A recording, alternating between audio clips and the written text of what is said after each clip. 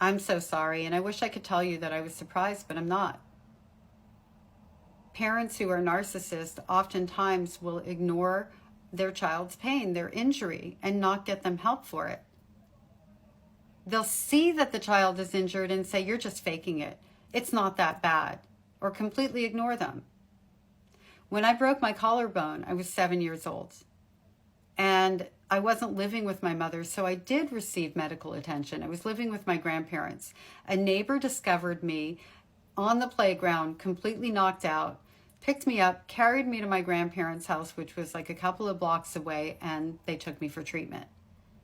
I had this little brace on me, and I couldn't lift my arm if I wanted to because it was so painful. But I was specifically told not to, and not to even try, like to, do one of these, raise it above my head. What do you think my mother did when she came on the scene?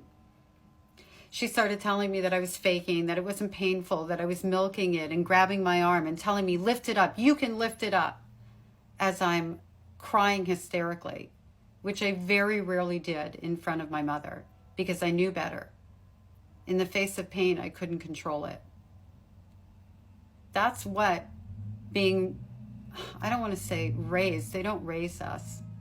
That's what growing up as a child of a narcissist is like.